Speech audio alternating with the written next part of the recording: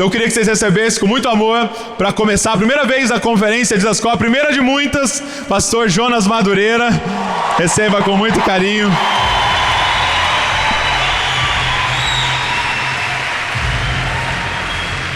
Obrigado. Que honra. Que honra. Que Deus te use poderosamente. Obrigado. Bom dia, família de Zascope. Uma alegria enorme estar aqui com vocês nessa manhã, conhecer vocês mais de perto. Uma alegria poder rever amigos tão queridos como Douglas, como Léo. Tanta gente boa que a gente vem fazendo amizade ao longo desse tempo. E eu queria convidá-los desde já a abrir naquele que é o texto mais importante para a gente falar sobre a preexistência de Jesus, que é o Evangelho de João, capítulo 1.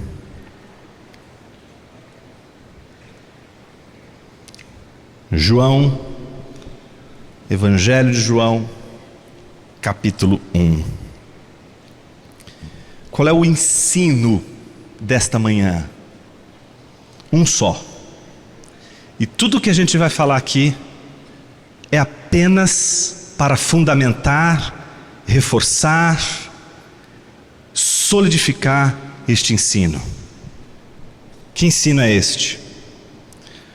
Contemplar o Cristo pré-existente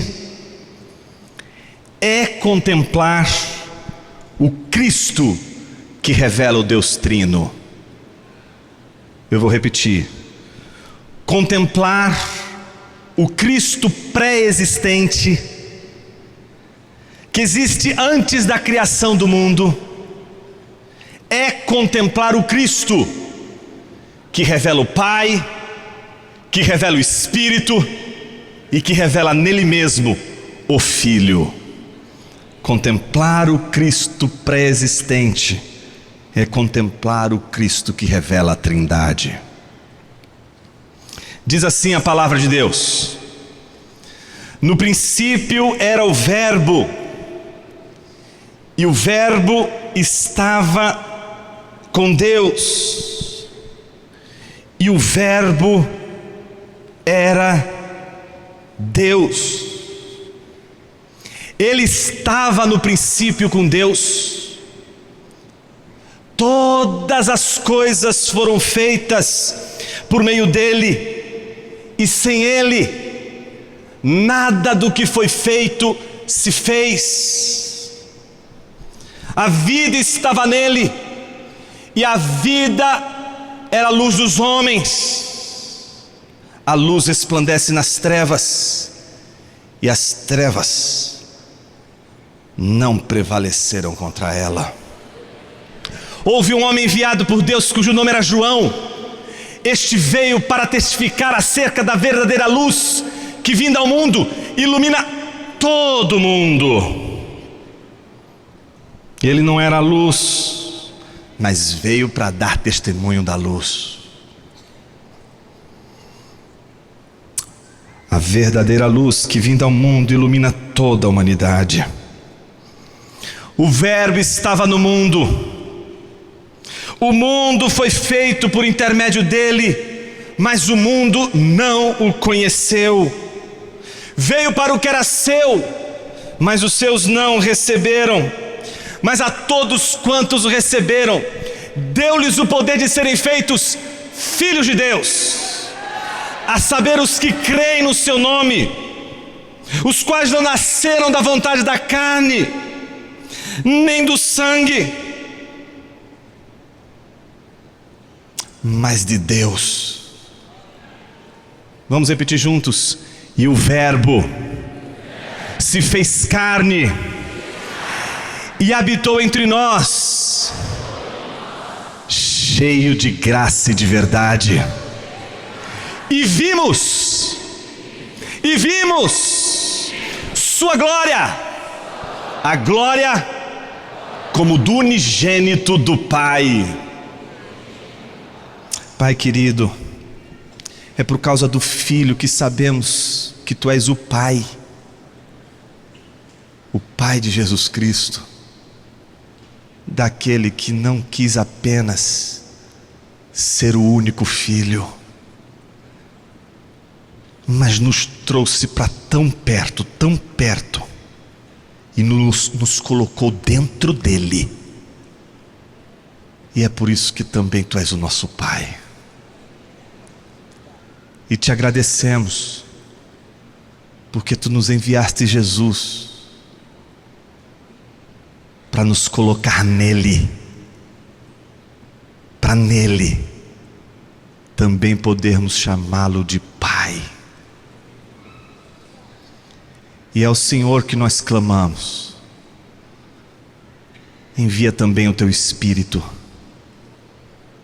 que traz luz, que ilumina o coração, para que a gente possa entender as verdades da tua palavra. Essa é a nossa oração hoje e sempre, Senhor. Amém.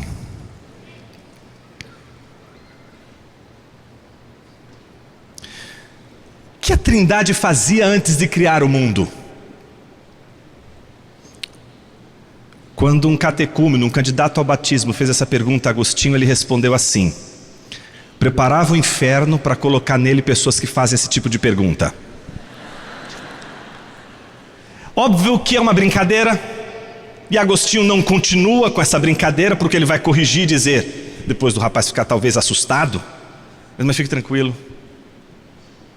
O que Deus fazia antes de criar o mundo era amar.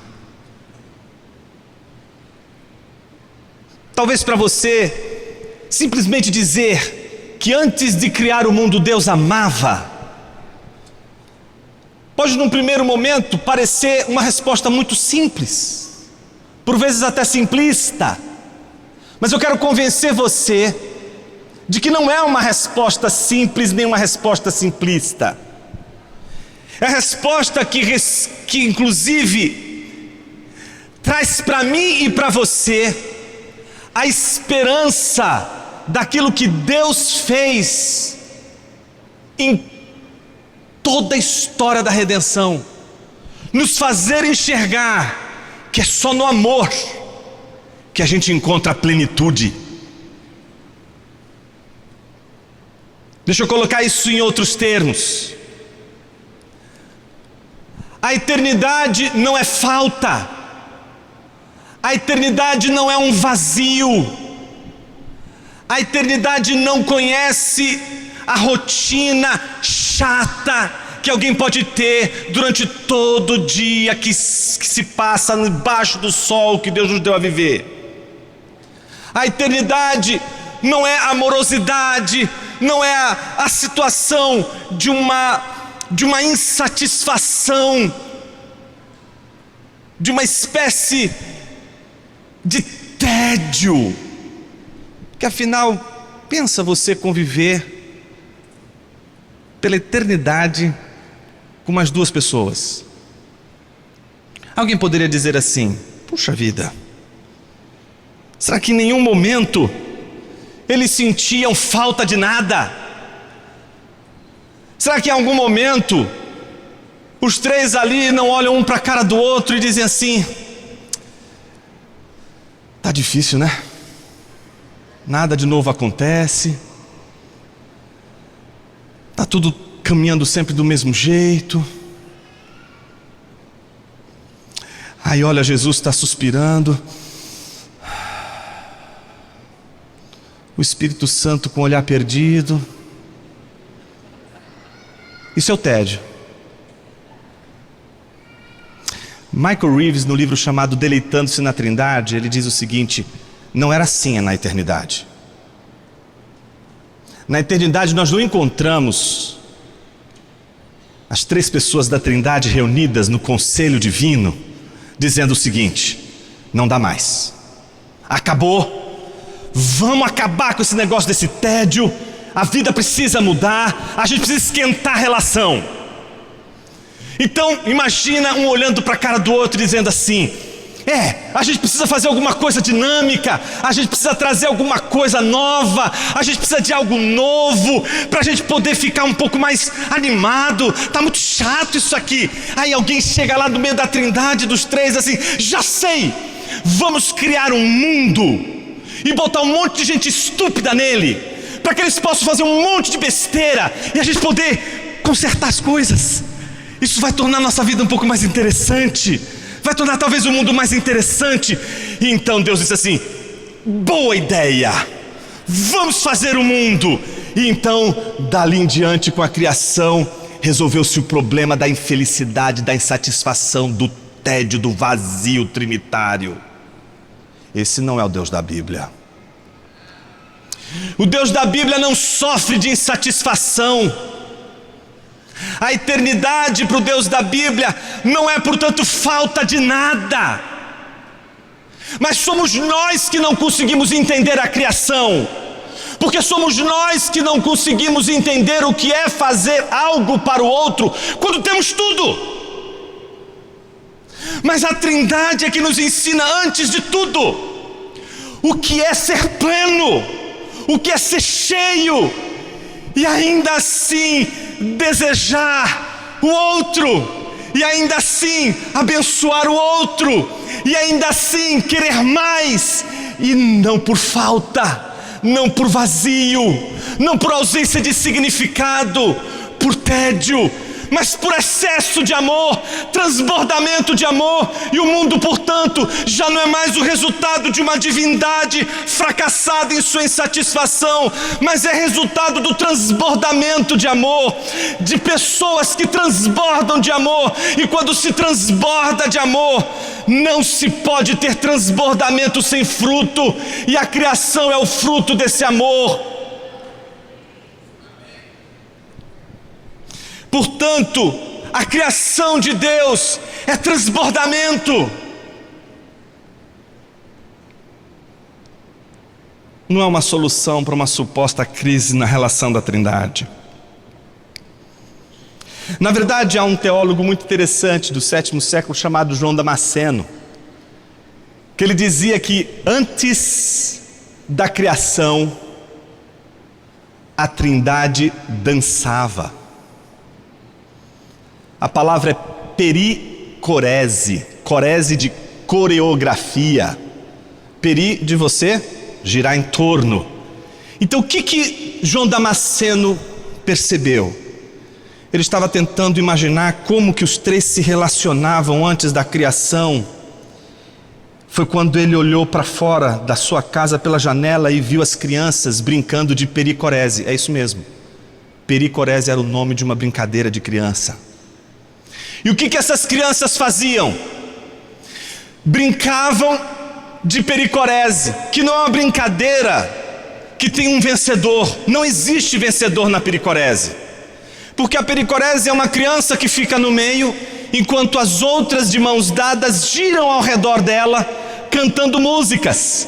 E aí dali a pouco quem está no meio escolhe uma, joga para dentro enquanto ela vai e dá a mão para outra. E aí agora todas as outras crianças começam a dançar e a cantar para essa criança que está no centro, e assim por diante. João Damasceno voltou para a prancheta e voltou a escrever sobre o que a Trindade fazia. Ele dizia: os três dançavam. O Pai e o Filho amavam o Espírito. O Filho e o Espírito amavam o Pai.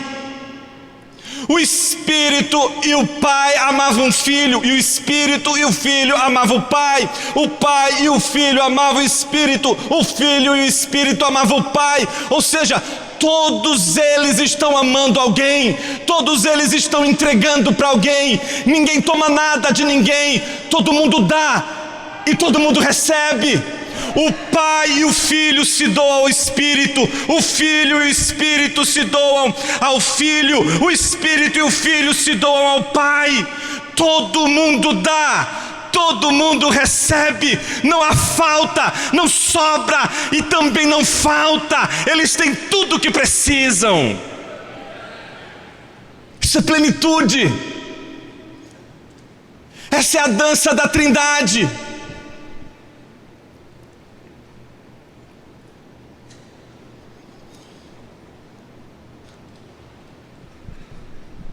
Quando esse amor transborda,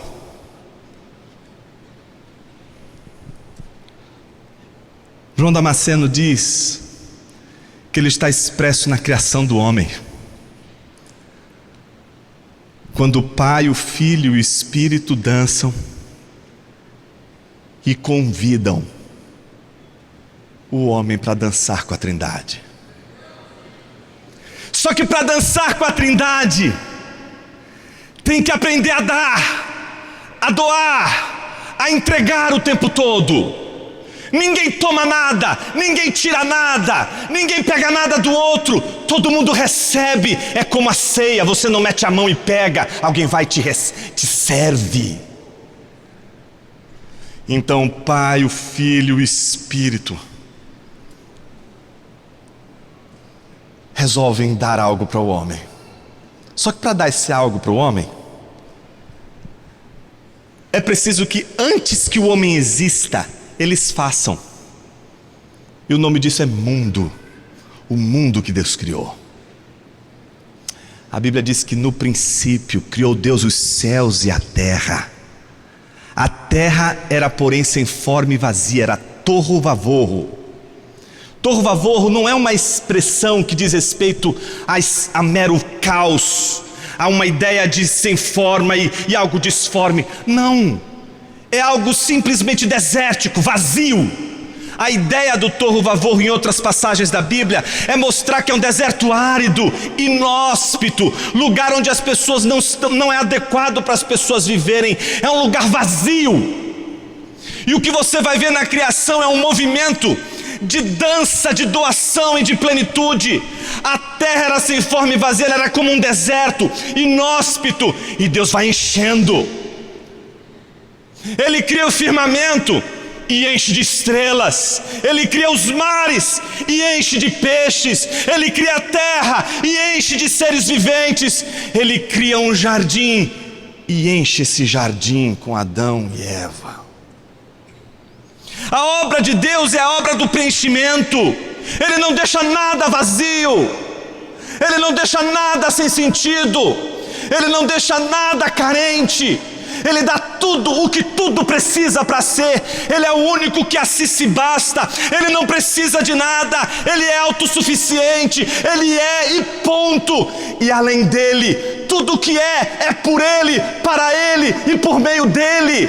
Tudo que não é ele, precisa dele para ser, precisa dele para existir, precisa dele para subsistir. E é assim com os anjos, é assim com a areia do mar, é assim com as estrelas dos céus, é assim com os pássaros, é assim com uma árvore. Nenhuma árvore Deus concebeu neste planeta sem a dádiva, a capacidade de doar. Toda árvore dá um fruto. Olha como a dança da Trindade está na própria criação. Tudo na criação expressa o movimento trinitário da doação, da dádiva, da entrega. Árvores não comem seus frutos. Já viu uma árvore olhando para o fruto dizendo assim: uau, que delícia o fruto que eu fiz? Não. Mas tem um monte de crente safado pensando assim. Vai lá ler Gálatas, acha lindo o fruto do Espírito. E aí diz assim: eu quero o fruto do Espírito. Ô seu animal, o fruto do Espírito não é para você não. Você é uma árvore. Paulo está dizendo que você é uma árvore. Você tem de aprender a olhar para a Trindade. Enquanto você não contemplar a Trindade, você não vai entender que você não foi chamado para tomar, para tirar, e primeiro para receber, mas primeiro para dar, para doar, para entregar, como uma árvore que não come seus frutos, mas que dá o seu fruto. Se uma igreja é cheia do Espírito, uma igreja é como um bando de árvores. E se você provar do Espírito, meu irmão, do fruto do Espírito, não é porque Deus operou em você, é porque Deus operou no seu irmão. Aí o fruto você pode comer. Entende? O fruto do Espírito é uma hora que Deus faz em mim, mas não sou eu que provo desse fruto. Quem prova desse fruto é meu irmão. E se eu não entender isso, eu não vou entender que a obra do Espírito não é a obra de chegar, olhar para você, fazer uma cosquinha na sua barriguinha e dizer assim: ah, garotão, hoje eu pensei em 1000 maneiras de te fazer feliz. Tem um monte de coisa para te entregar. Meramente. A obra de Deus é uma obra em que o Pai ensina, doando, para que os seus filhos aprendam a doar como seu filho não só aprendeu, mas doou. A Bíblia diz que no princípio era a palavra estava em relação a Deus, e a palavra era Deus. Uma das coisas mais difíceis para os crentes hoje é contemplarem Jesus como Deus, por incrível que pareça. Chamar a atenção para a contemplação da pré-existência de Jesus é uma convocação a, em primeiro lugar, entender que estamos diante de Deus. E isso não é fácil de entender, meus irmãos, e muito menos fácil de trazer para a vida. Deixa eu te dar exemplos. Quantos de vocês aqui não dariam um dedo, um braço, uma mão, uma perna talvez, só para entrar num buraco de minhoca? Sabe aquele buraco de minhoca do túnel do tempo, que você volta no passado, só para estar naquele barquinho onde Jesus estava dormindo no meio da tempestade? Você já sabe o final. Você só ficaria ali, deixando os outros já desesperados. Você já conhece a história. Você deitaria ali num cantinho e ficaria vendo e contemplando o seu mestre dormindo no meio da tempestade, não é isso? Porque você conhece a história. Mas você já parou para imaginar que aqueles que estavam diante de Jesus, pensa Pedro, o próprio Judas, você não encontra passagens em que eles dobram os joelhos diante de Jesus e dizem assim: Tu és Deus, e começam a cantar hinos diante de Jesus? O que você não faria se você entrasse no túnel do tempo e olhasse para Jesus? Você na hora dobraria os seus joelhos. Todas as canções que nós cantaríamos aqui, nós cantaríamos direto para Ele e diríamos: eu adoro, eu adoro, eu adoro. Você está diante dEle. Mas a Bíblia não diz que ela não diz acerca de nenhum discípulo que chegou ali e adorou a Jesus. A adoração vem depois.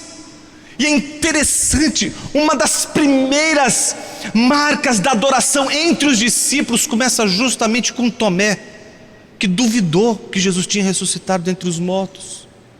Jesus vai até ele, e é naquele contexto de dúvida, naquele contexto de um discípulo que não consegue acreditar no testemunho das mulheres, que Jesus vai até ele. E quando ele vê Jesus e vê as chagas de Jesus, pela primeira vez um discípulo dobra os joelhos e diz: Tu és meu Senhor e meu Deus.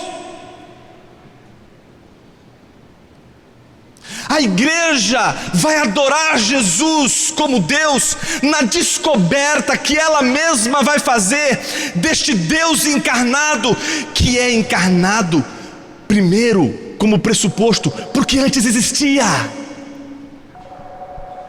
Temos, portanto, a divindade de Deus, temos o ser de Deus na expressão de Jesus.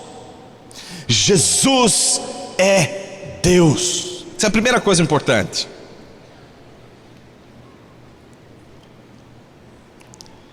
E não é fácil, meus irmãos. Às vezes a gente vai conversar com irmãos de igreja, muito tempo de igreja. Aí vem conversar: e aí, como é que tá? Bem, beleza e tal. Você conhece o Evangelho? Conheço o Evangelho, estou chegando agora na igreja. Muito bem. Quem é Jesus para você? Jesus é amor. E para nisso. Não, mas que mais? Jesus morreu na cruz por mim. Jesus é bondoso, Jesus é misericordioso.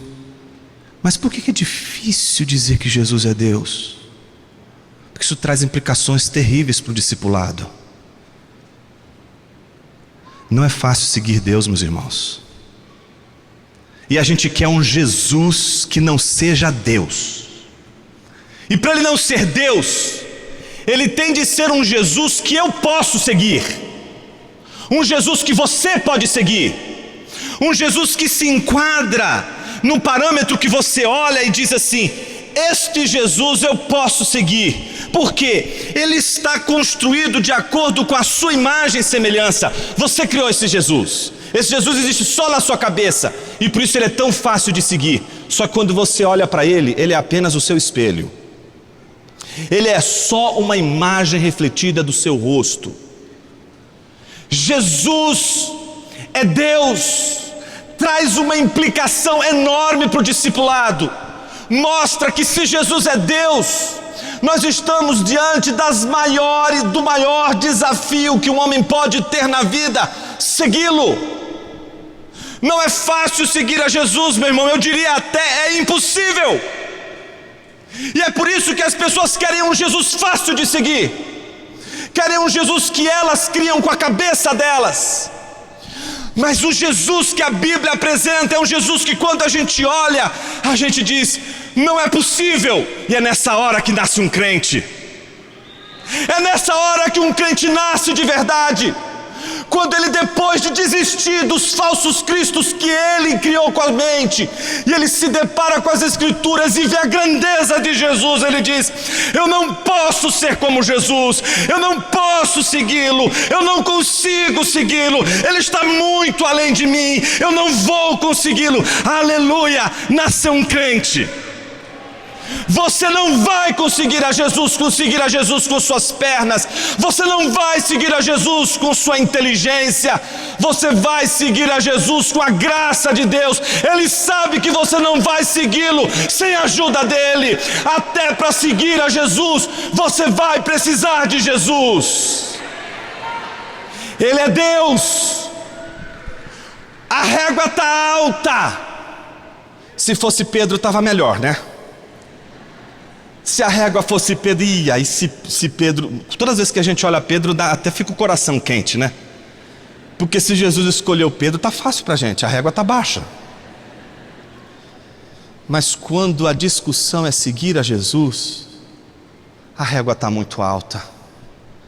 A gente se sente incapaz, porque é alta mesmo. E por que é tão alta? Porque a Bíblia diz todas as coisas foram feitas por intermédio dele, e que sem ele, nada do que foi feito teria existido. Ele é o mediador da criação. Isso é tão maravilhoso, porque como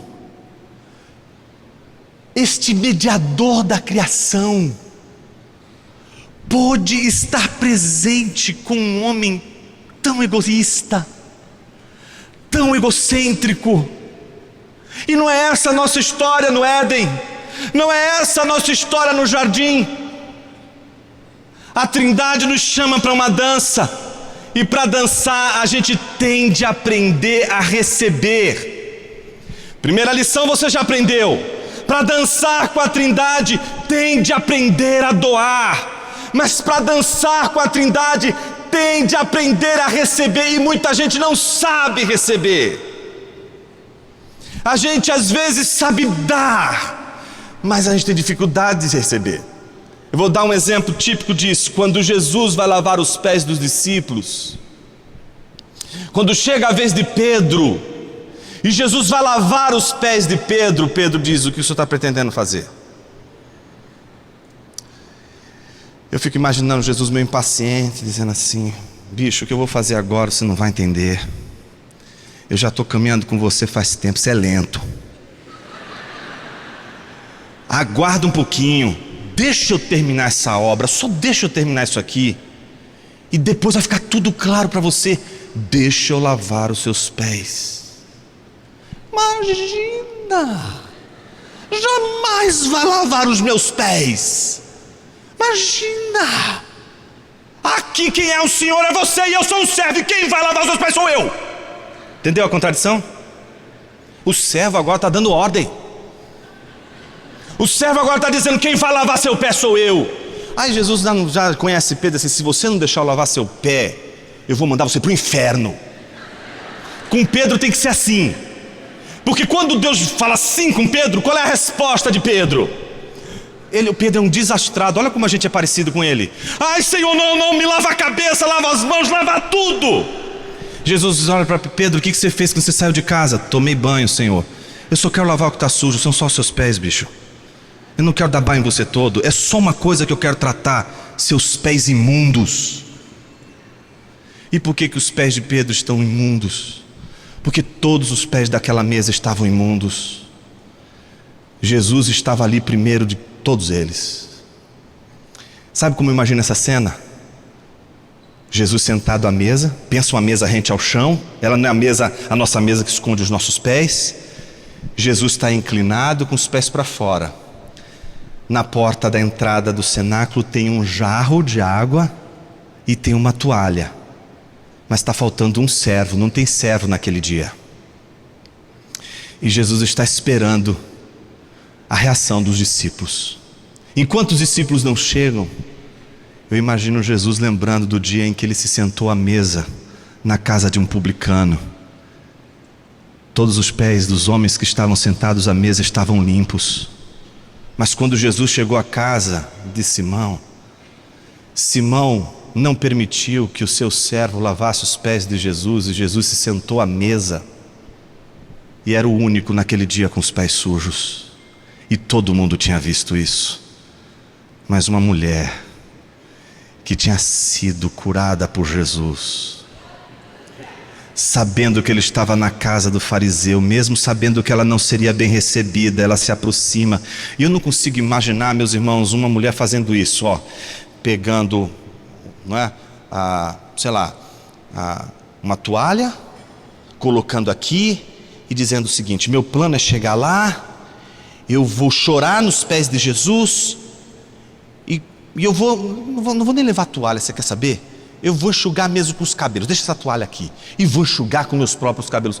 Não, meus irmãos, aquilo é tudo improviso. Ela não esperava fazer nada daquilo, ela só queria fazer uma coisa. Muito provavelmente era uma meretriz, tinha uma jarra de perfume que ficava em sua casa, andava com um jarrinho pendurado no pescoço bem pequenininho, que era onde ela colhia todos os dias naquele jarro o perfume que ela usava para se perfumar depois do coito com vários outros homens ao longo do dia. Naquele dia ela sabia que estava na casa de Simão, e o que ela fez foi algo significativo. Ela não pegou o colar, ela pegou foi aquele vaso inteiro, e ela tinha um só objetivo, ela só sabia de uma coisa: eu vou derrubar todo esse frasco inteiro, aquilo que me torna atraente para os homens, eu vou colocar isso tudo nos pés de Jesus. É a única coisa que eu vou fazer. Eu vou colocar para ele ali e vou dizer: não volto mais para essa vida, acabou, minha vida mudou, acabou de uma vez por todas. Só quando ela chega, ela vê a cena de todos com os pés limpos e o pé de Jesus sujo.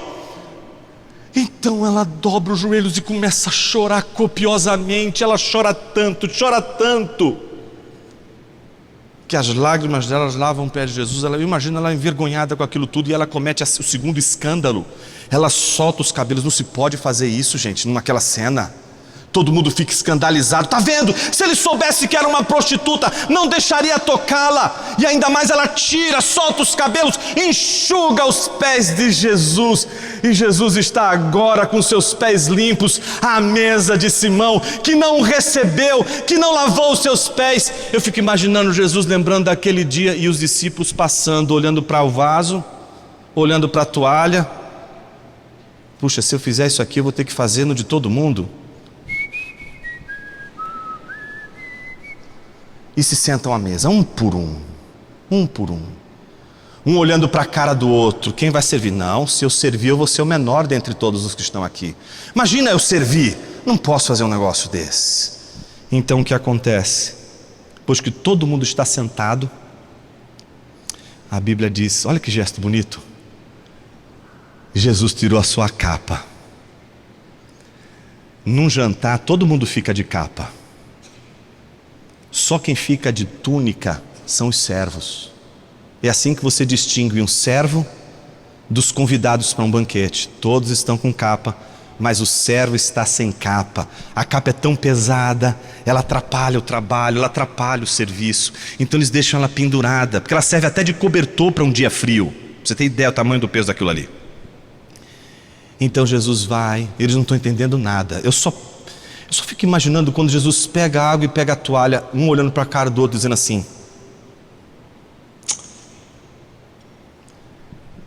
Jesus começa sem falar nada a lavar os pés um por um. Eu fico imaginando o constrangimento, mas ao mesmo tempo a coragem de Pedro dizer: os meus pés o Senhor não vai lavar. Quando Jesus diz a Pedro: se você não permitiu lavar os seus pés, você não tem parte comigo. Jesus está ensinando a Pedro como é que ele sempre existiu, mesmo antes da criação. Ele está mostrando para Pedro a sua natureza eterna, de doação, de serviço. Jesus não passa a servir quando Ele cria o mundo e nos dá o mundo e um jardim.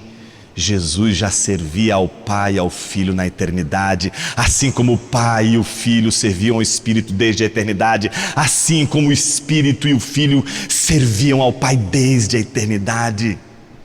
Então, depois de ter limpado os pés de todo mundo, mais uma vez, Jesus se senta à mesa com os pés sujos, veste a sua capa e diz para eles: vocês entenderam o que hoje eu fiz?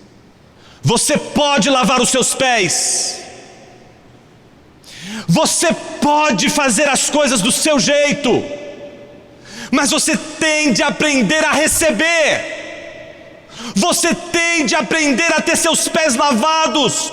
Você pode fazer as coisas, você pode fazer do seu jeito, você pode fazer da sua maneira, mas o que a Trindade ensina desde o início é que quem não aprende a dar, também não aprende a receber. Não recebe apenas quem é necessitado, recebe também aquele que está transbordando. E é isso que a gente não entende. Quando Deus nos dá algo, a gente acha que agora a gente tem que só dar. E aí são pessoas generosas, receberam muito e estão dando. Mas quando se trata de receber, elas: não, meu irmão, eu não preciso. Não, minha irmã, não preciso. É preciso aprender a receber. É preciso deixar os pés serem lavados, mesmo quando você pode lavar os seus pés, mesmo quando você tem dinheiro para lavar os seus pés, mesmo quando você tem condições para fazer com os seus pés. Tem de aprender a receber, mesmo que você seja cheio, mesmo que você seja farto. Isso não é fácil. Jesus está tentando ensinar a eternidade para um jovem mão de vaca, que brigou com o irmão e que chega para Jesus e diz assim: Jesus, manda o meu irmão, dá a minha parte que me cabe na herança. Jesus: acaso eu sou juiz para julgar entre você e seu irmão? Jesus se vira para a multidão, não dá nem atenção para o jovem, fala com a multidão e conta uma história de um jovem rico, que ele já era rico, ele já era poderoso, ele já tinha um celeiro farto. Mas sabe o que aconteceu? Ele não fez nada de extraordinário, ele não fez uma campanha, ele não fez um empreendimento, ele não fez assim: nossa, minha empresa está indo muito bem, está muito cheia de coisas aqui, está tudo repleto, está próspero, etc. Mas eu acho que eu posso dobrar isso aqui. Tive uma grande ideia, vou atacar aqui e pronto, e aí acontece. Não, a Bíblia não diz isso. A Bíblia diz que ele já era rico e a terra dele deu ainda mais. E em vez de ele se alegrar com o que ele recebeu, a Bíblia diz que ele tratou aquilo como um problema. Como é que eu vou fazer para agora colocar isso tudo dentro do meu celeiro? Não cabe. Eu vou construir um celeiro maior para poder abrigar mais. Para ele se tornou um peso. Só que o texto inteiro não mostra ele conversando com uma pessoa, é ele falando consigo mesmo, ele olhando para eles assim: e agora? O que você vai fazer? A terra prosperou e você não esperava. É verdade, eu não tinha pensado sobre isso. O que você vai fazer? Cara, eu acho que você tem um grande problema, mas você precisa dar um jeito. Por que você não destrói todo aquele armazém e dobra ele? Cara, é verdade, acho que eu vou fazer isso. Cara, muito bem, você já trabalhou tanto, você agora tem que se alegrar com tudo isso. Vai, seja feliz. Um homem ensimesmado, vive só para si mesmo, é autoabsorsivo, ele não consegue se bastar, e por isso ele quer se engolir se fosse possível. Termina sozinho. Jesus disse: louco, essa noite perderão a tua alma. E olha o que Jesus diz: e para quem você tem deixado tudo isso? ele é solitário, ele não tem nada para entregar, porque ele não tem ninguém para receber. Somos péssimos em fazer amigos. A gente é a civilização do network. A gente faz amizade com pessoas que são interessantes para a gente, que podem contribuir para os nossos negócios, que podem contribuir para a nossa missão, para o que a gente está fazendo. Meus irmãos, se Jesus fosse fazer amigos assim, a gente estava lascado. Ainda bem que a lista de Jesus é maravilhosa. Ele começa uma lista com Judas e termina com Pedro, começa com Pedro e termina com Judas. Não é uma lista muito boa. Então a gente olha para Jesus e diz: Jesus, o Senhor tem um dedo podre, não é possível. Amém, meus irmãos. Você está aqui por causa desse dedo. Ele não trabalha com a categoria da escolha pelos melhores e piores. Ele não disse assim: qual é o pior que existe nesse mundo? Quais são os melhores desse mundo? Ele não trabalha com essa categoria. Ele não faz como você faz. Com os piores eu quero do lado, eu quero os melhores. Não, ele não faz isso. Mas ele também não vai inverter como alguns fariam para lutar contra a sua sanha e egoísmo, dizer: eu vou escolher os piores. Não. Os melhores também precisam. Todo mundo precisa, rico, pobre, todo mundo precisa. É isso que Jesus está ensinando. Porque o Evangelho é sobre dádiva. Mas o que acontece no jardim? Aquela árvore não poderia ter sido feita senão por meio de Jesus. E a ordem era a seguinte: de todas as árvores desse jardim você pode comer do fruto, mas desta aqui não. Então está dada a dança. Ele pode comer de todos os frutos porque a Trindade doou para o homem. Agora o que o homem precisa fazer? Doar para Deus. E ele doa para Deus em obediência. Ele doa para Deus cuidando da terra. Ele doa para Deus cuidando do jardim. Ele faz o que lhe apraz, mas o que apraz ao Senhor sobretudo. Mas esta aqui não. Esta árvore você não põe sua mão. O 10º mandamento foi o primeiro pecado que o homem cometeu. Ele cobiçou primeiro o que não lhe tinha sido dado. Quem não sabe receber, não sabe dar. Ele recebeu tudo. Mas olha a nossa miséria, meus irmãos. Mesmo tendo tudo, a gente quer mais e mais. Deus está ensinando: eu tenho tudo desde a eternidade. Eu tenho tudo o que eu preciso. Eu tenho Filho, eu tenho Espírito. E Jesus está dizendo: eu tenho Pai, eu tenho Espírito. E o Espírito está dizendo: eu tenho Pai, eu tenho Filho. Nós temos tudo o que precisamos. A gente tem um jardim, a gente tem Deus, mas ainda assim a gente sente vontade de ter mais.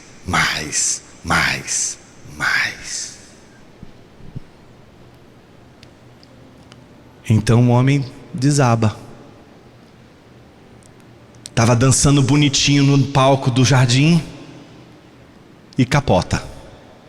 Desastrado, não sabe dançar, perdeu o ritmo. E agora acabou tudo. Não, meus irmãos. A história da redenção, ela é maravilhosa. Porque o mesmo capítulo de João que nós lemos, o mesmo livro de João que nós lemos, João capítulo 1, diz no capítulo 17, versículos 20 a 26, que assim, Jesus dizendo aos discípulos: assim como eu e o Pai somos um, vocês também são um em mim.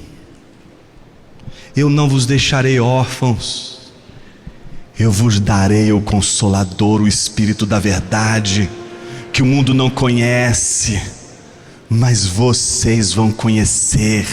Ele é uma dádiva.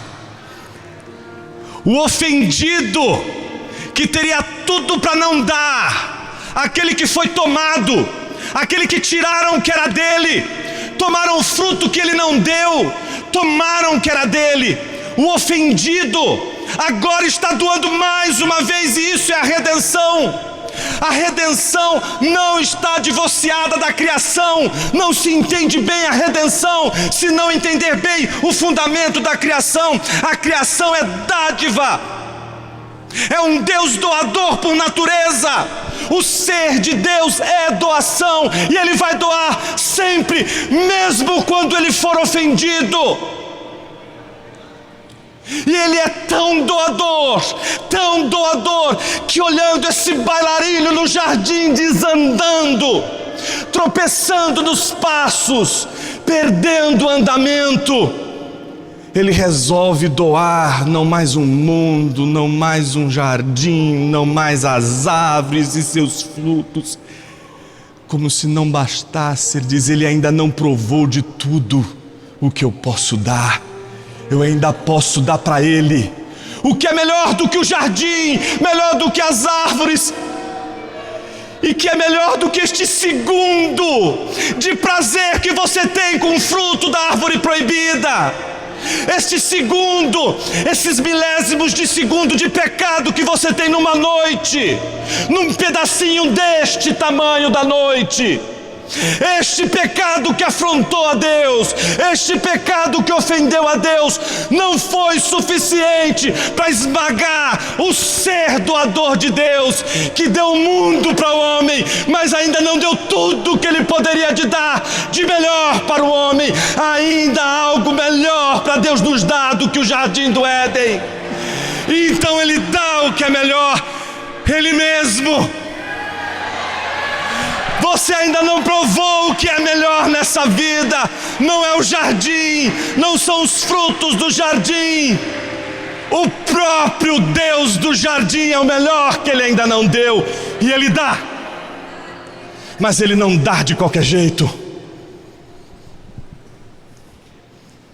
Ele dá seu Filho, o monogenes parato patros, o único gerado do Pai, eternamente gerado do Pai, sempre foi Filho de Deus. Não houve um instante, se pudéssemos falar nesses termos da eternidade, em que Jesus não tenha sido Filho de Deus.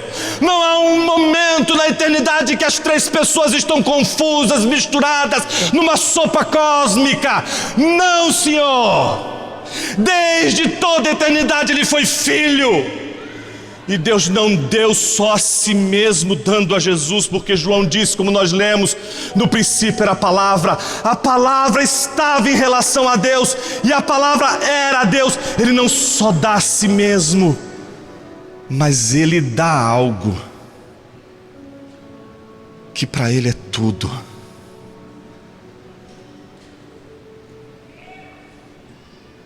Se você perguntar o que é mais importante para o Pai, Ele nunca vai ser um idólatra, porque o mais importante para o Pai é o Filho e o Espírito. Se você perguntar para o Filho e para o Espírito o que eles mais adoram, mais buscam nessa vida, eles vão dizer o Pai e o Espírito. Jesus vai dizer o Pai e o Espírito, e assim por diante, cada uma das pessoas da Trindade. Então o que o Pai faz não é dar um mundo para você, é dar tudo o que faz sentido para Ele.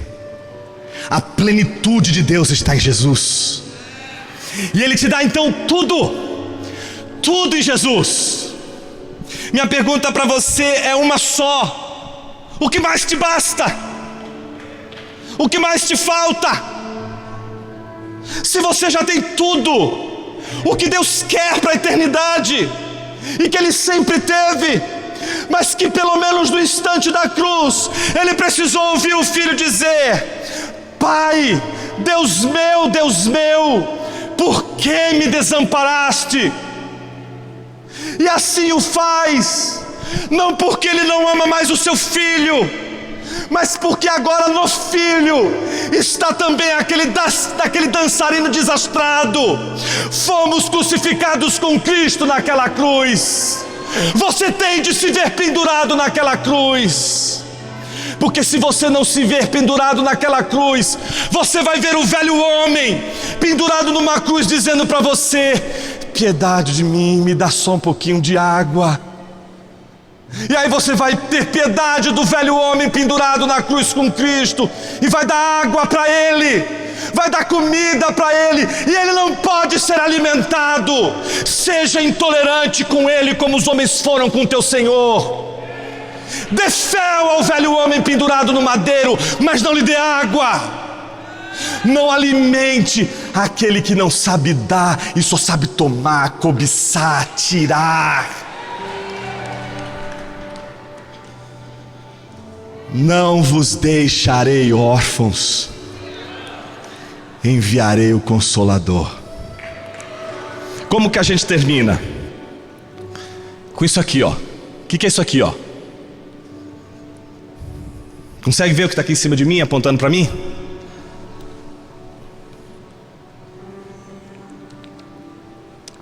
Eu sei porque você não está conseguindo falar. Porque ele não foi feito para ver. São os holofotes. Eles não são para ser vistos. Eles estão aqui apenas para mostrar algo que realmente precisa ser visto. Essa é a função de um holofote. E quando Deus nos deu Jesus, Jesus também nos deu o Espírito. Porque a natureza da Trindade é doadora. E eles não vão dar para a igreja apenas o mundo, para que a igreja possa viver. Mas o Pai e o Filho nos dão o Espírito. E esse Espírito, sabe o que é curioso? Ele não veio falar dele mesmo. Ele não é como o dançarino que caiu e fica pensando só nele mesmo, ou como aquele menino rico que só quer. A Bíblia diz que o Espírito não veio falar de si mesmo, mas ele veio para falar daquele que o enviou. Ele não encontra prazer nele, ele não vê prazer em se ver, ele vê prazer em Jesus, ele vê prazer em olhar para Jesus. Então a obra do Espírito é uma só. A única missão do Espírito é fazer você ver o Jesus que sempre existiu, o Jesus eterno, o Jesus encarnado, o Jesus ressurreto, o Jesus que um dia voltará. Esse Jesus de toda a eternidade é o Jesus que o Espírito está mostrando, e essa é a única missão do Espírito. Tudo que ele fizer na igreja, absolutamente tudo, tem uma missão só: fazer você contemplar Jesus. Se você não ver Jesus, você não está numa obra do Espírito, você só sabe que você está no poder do Espírito. Se lá na frente você vê Jesus, e só Jesus, e só Jesus, e só Jesus, essa é a obra do Espírito. Olha para Jesus, se sinta incapaz de ser como Ele, mas continue olhando. Se sinta longe de seguir como Ele andou, mas olhe para Jesus, porque esse Espírito vai continuar mostrando Jesus para você o tempo todo, e Ele vai estar contigo até o final dos tempos. Ele é o penhor, Ele é a garantia, Ele é a dádiva que Jesus nos deu, para que você saiba que não haverá um minuto nessa jornada que você estará sozinho. O Espírito de Deus estará com você, e você não vai saber porque você o vê. Você não vai saber porque você contempla o Espírito. Você vai saber porque você vê Jesus, porque você contempla o Espírito. E aí você vai dizer: o Espírito está fazendo a obra, eu estou vendo Jesus. Se você buscar o Espírito Santo hoje, ele vai dizer: não sou eu, é Ele. Busca Jesus, adora Jesus. Seja agora você, igreja, uma cópia do Espírito Santo. não fale de si mesmo, não fale de suas obras. Você não é o tema do Evangelho. O tema do Evangelho é Jesus. Seja como o Espírito de Deus, olha para Jesus e faça com que o mundo veja Jesus. A igreja é um holofote, a igreja é também doadora, a igreja também tem de aprender a se dar, e ela se dá com um só objetivo, não para ter, porque ela já sabe que tem tudo, ela tem Jesus. Então ela pode dar o que ela tem de melhor. Um holofote grandão, não para ela mesma, mas para a única coisa que realmente importa: Jesus de Nazaré. Louvado seja o teu nome, Senhor, pelas tuas ricas misericórdias. Louvado seja o teu nome, porque o Senhor desde a eternidade é Pai, Filho e Espírito. E é por isso que nessa hora te adoramos, porque não houve tempo em que o Pai e o Filho não existissem. E se hoje nós sabemos do Pai de nosso Senhor Jesus Cristo, é porque um dia o Senhor disse aos discípulos: por que vocês querem ver o Pai? Não sabeis que o Pai está em mim? Eu estou no Pai e o Pai está em mim. Crede ao menos por causa das mesmas obras. Ó Senhor, perdão pelas vezes que nós olhamos para o Senhor e esquecemos que antes de o Senhor ser aquele que faz tudo o que precisamos e queremos, o Senhor foi uma dádiva. O Senhor foi também o doador. Que coisa linda saber que aquilo que era mais rico, o Senhor deu, o seu Filho. Esse é o nosso tesouro, Senhor. Receba todo louvor, receba toda honra, receba toda glória. E que possamos contemplar o Cristo pré-existente, porque todas as vezes que contemplarmos o Cristo pré-existente, nós o contemplaremos porque antes contemplamos a Trindade revelada pelo Cristo, aquele que sempre existiu. Louvado seja o teu nome, Senhor. Amém.